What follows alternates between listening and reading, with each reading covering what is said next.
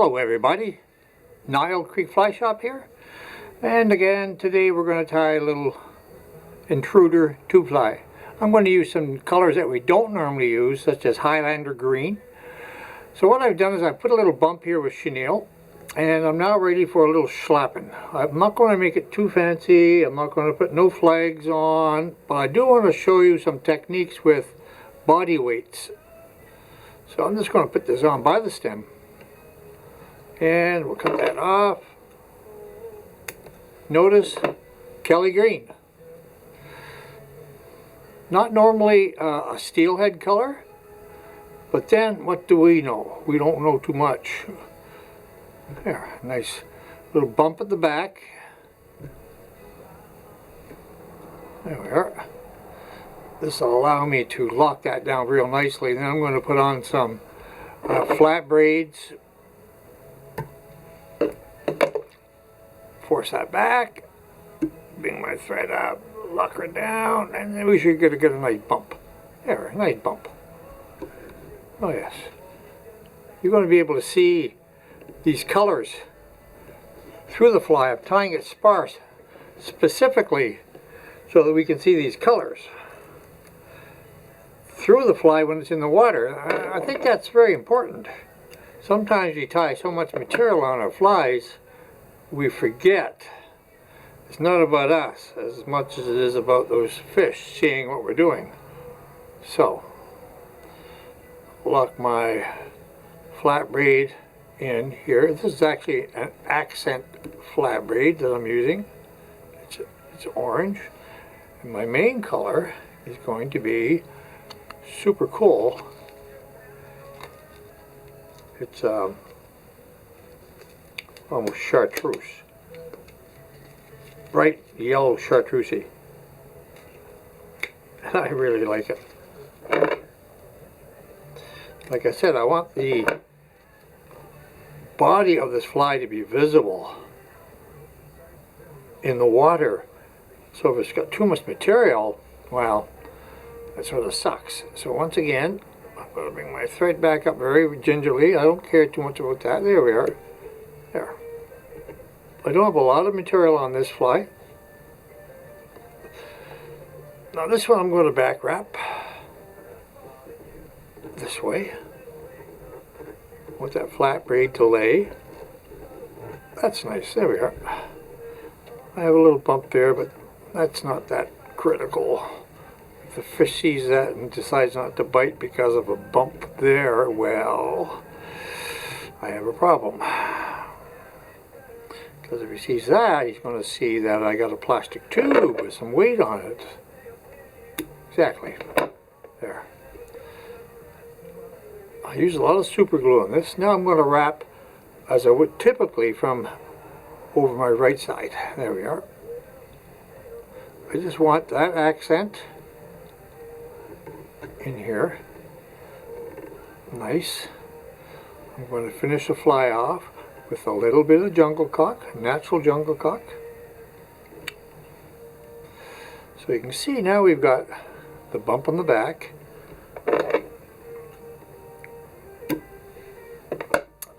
Super glue, just a bit. Somebody has super glued my bottle. Probably me. There we are. I don't want much, just enough to say I put some on. There we are. I don't want this thing unraveling after it swings down the river. Okay, so from here, there we are. From here, I want to create a bump, and there are a number of ways of creating bumps. And it depends how heavy I want the fly. So I have two different cones here. This is a plastic cone. So it's not a vented cone, it's just a regular cone.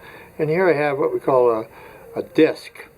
Now the disc is going to add a bit of weight, which I don't mind, and the cone is not going to. This cone. Well, I think what I'm going to do is I'm going to put the metal disc on. Yes. Put the metal disc on, and I'm using a mini Scandi tube, so this cone will fit. There we are. So I'm not worried about where my thread is. My thread is fine where it is, but I'm going to bring it around the front of the cone and there. So I mean, there's a piece of thread on there, but no big deal. This is more about the fish than it is about making sure the thread's here and there and everything else. These flies catch fish. Yeah. Now we're going to put on some green marabou. Now I like to tie my marabou in from the stem. So what I do is I grab my plume and I strip back until I can feel it bending easily, like so. And in fact, you can bend it like that and grab it. There we are. So you want it so that, you can see there where it's bending, that's where you want, that's where you're going to start wrapping. If you wrap too close to that stiff stem, it may not grab. So you got a real issue here. So, I make sure I grab some of, there we are. I want to make sure I grab some of the feather, got the stem. I'll usually lay that stem in, so I grab 1/16 of an inch or something, so that it doesn't come this way on me. There we are. Now, what the purpose of this is so I can create a really big flare on the front.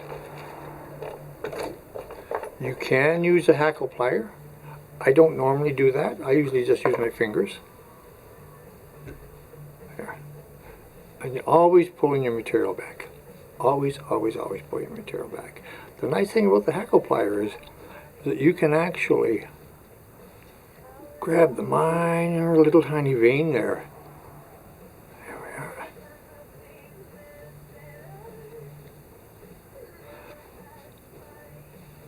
Now, is that cone going to be seen? Well, maybe.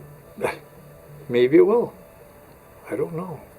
Yeah, lock that. Let's lock that in.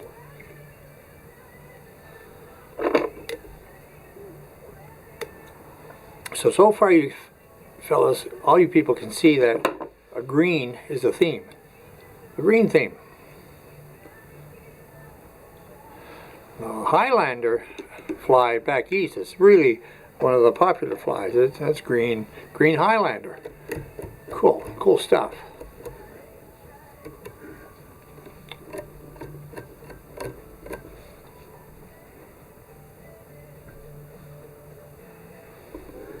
Now what I'm going to do next is I'm going to tie in a turkey flat in chartreuse.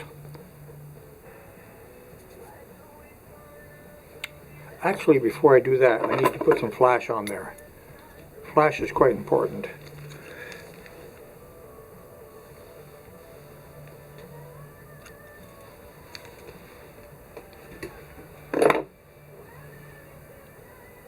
There we are. Yeah, that's good. I have a significant amount of flash.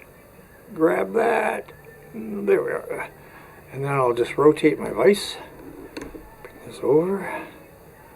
Grab it. Make sure I grab it well. There. And I've used some sort of green crystal flash on there. I'm not too worried about any specific color. Now I've got my vise upside down, which is fine. I'm using this vise. I love it. I'm trying to stay away from naming it because YouTube will want to have some money. So I tied in from the stem again, and I'm going to twist it so that I'm forcing it to lay the way I want it to lay. There we are. I want it to lay so my feathers, not doing that. I want to do that. There we are. Oh, poop. Always wet your fingers.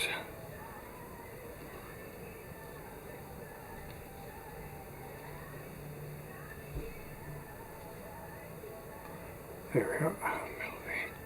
So I'm going to finish this off with, like I said, some jungle cock and a cone. The cone is going to also force it back. Now I could have tied it in from the tip. That's generally what I do with turkey flats. Tie it in from the tip.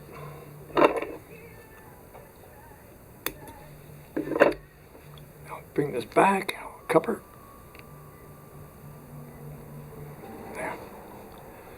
There we are.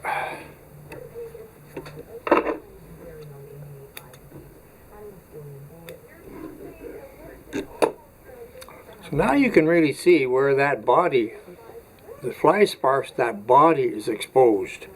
And that little thing will probably catch the attention of the steelhead or salmon or big trout. That's ideally what we want.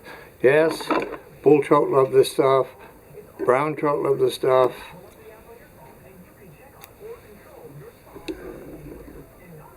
I don't like my flash to be too long. Just slightly past. There we are. Now I'm going to put on a little bit of jungle cock, and I'm going to leave the stem feathers on like this.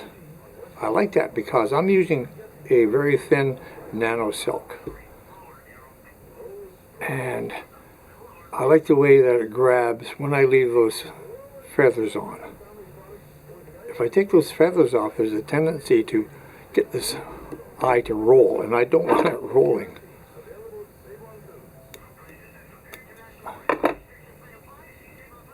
One. Position that because I still haven't super glued it. There we are.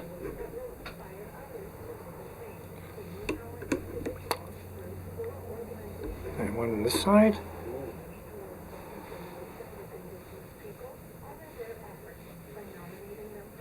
I know there's a lot of farting around with this, but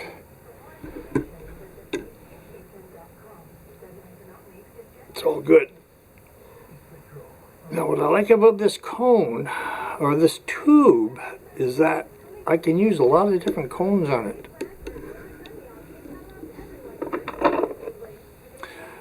I can use a standard cone that you can typically will buy in a shop, the right size hole the cone will fit in, and then you can finish off your fly.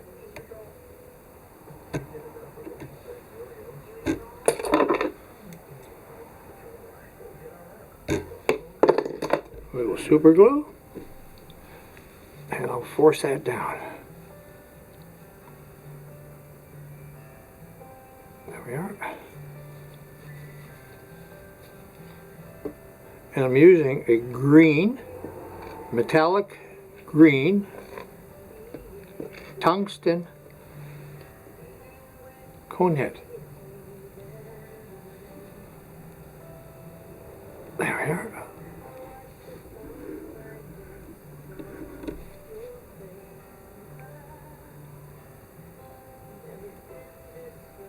There we are. Now just melt that.